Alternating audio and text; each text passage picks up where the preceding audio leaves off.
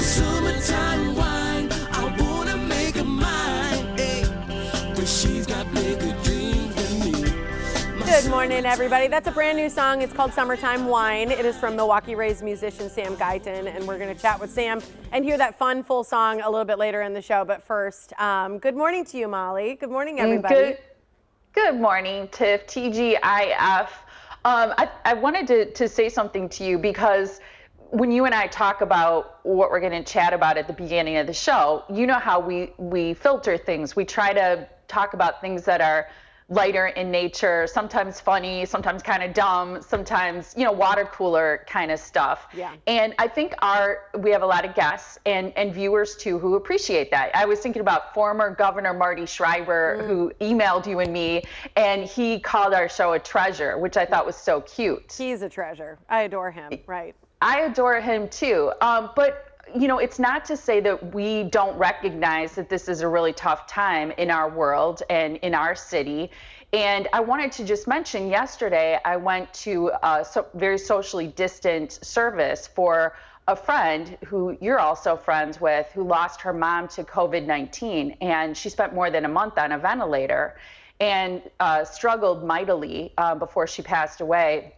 And I think I talked to a lot of people who say they don't know anybody personally who's had the virus. And I think once you know someone, especially if they're close to you, who's lost someone, the reality of it is much different and it hits a lot closer to home. It's true. I think I've heard that same sentiment said from a lot of people. Oh, I'm good. Everybody's good here. Nobody I know. And that sort of that feeling. And I say, you're lucky. Right at that point, you're very lucky because at some point there's going to be someone closer to home, and that's happened, recently for you and through you for me. And it is sad. It's a tough time for many, and so it's nice to remember that while we're doing all these different things and trying to keep a little levity here on the show, there is a very severe situation out there. And you were part of a prayer group too. And I just wanted to say on the socially distant thing, I was very impressed with the way that they handled things because you had to enter through a certain place. You had to keep your distance as you were waiting. For the funeral? At the service, they were only seating people every other pew. Mm-hmm. There was blue tape, so only people in your household could sit in that blue taped area. Everybody was required to wear masks. And then afterwards, there was an older pastor in a robe who had this large thing strapped to his back. It almost looked like a pet control service. And he was spraying every pew and everything in the church. So it's just a totally different world that we're living in right now. Yeah, it is. And you think about, the kind of service that we would all want for our loved one or for ourselves. And it's not what we envisioned. So it's tough. Yep, tough time. I know it's hard to make a transition, but I know you wanted to say something about a social media study. Well, here's what I think. Yeah, there's nothing you can really, swap for with that. So we're just going to kind of move on a little bit. But this is actually, I think, one of the most interesting things I've seen with social media lately. And they talk about being the fix for negativity. And you'll never guess where it was found. It was found within Twitter. Okay. Okay. So here's what the deal is. There's a study that's been going on at the University of Vermont, and they study 50 million tweets per day. And this is to check the mood of the nation. All right. So they've been doing this since 2008. And no surprise, what they've found is that right now is the most unhappy time in our history since 2008. However, there's a silver lining.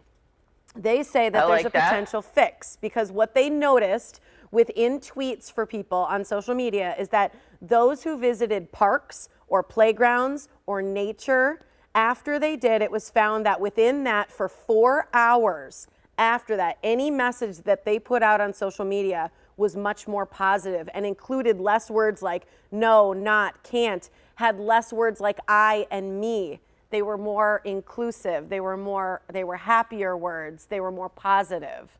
And just that alone, they were saying is a potential fix to getting out of our negative state of mind is getting out into nature.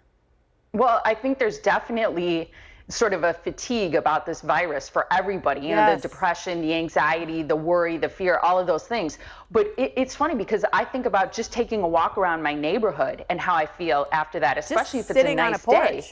Absolutely. Just getting outside, I think, has huge benefits. I like that. And I like that while it recognizes that people are feeling down, that there's something we can do about it, because I think we all want to have some agency over our lives right now at a time where everything seems out of control. So I love that. It's true. And I want to put a word out to all my condo and apartment living friends, because I think sometimes it's really hard to get outside when you're in a glass box, you know, a little, you know, space in a building, because sometimes you don't have the opportunity to just step outside, and you really have to work that much harder. And I found for a while, even for myself, being in an apartment, days when I'm working at home where I don't go outside because I just don't force myself to, since I don't have a patio. And I was getting really depressed. And it's truly, I think, something so many people out there who don't live in a house are experiencing, the inability to just get outside. I agree with you. I think, and probably the higher you live, the less likely you are to go outside. So I think that's such a great point. Yeah. And with people working at home, we're that much more so tied to our homes. Yeah, there's a study that came out about, talking about, do people work more or less at home? What do you think? Do you want to guess it? You mean, do they put in more hours if they're at home versus at or work? less. Oh, I think more. Yes. So they found it's an additional 4 hours, and part of that is 10% more meetings. And they say half the meetings are probably just spent like, can you hear me? How do you hang this thing up? You know, like, but that's truthfully what people spend is that. But I want to move on to something kind of fun, unless you wanted to say something about that. No, go right ahead. Okay, because this is where we're gonna get to the water cooler stuff, right? I want you to guess this. Which age frame is most likely to sleep naked, Molly? Is it you in your 50s or me in my 20s? Right, you in your 20s. Okay, I'll go with that. I'm going to say people in their 50s. Really? Why do you guess that? I think people are just more free. They're more accepting. They're at a place in life where they're going to let it all hang out, so to speak. You are correct. There's not a reason why, but it's people in their 50s are more likely to sleep naked. Getting all naked. You know what? What? I got to say something really funny. I of course won't say the person's name, but when my kids had trips, like overnight camping trips with school groups, there was a mom who said she and her husband always sleep naked. And so she told us that during the day, and we were all like, is she going to sleep naked tonight while we're all camping?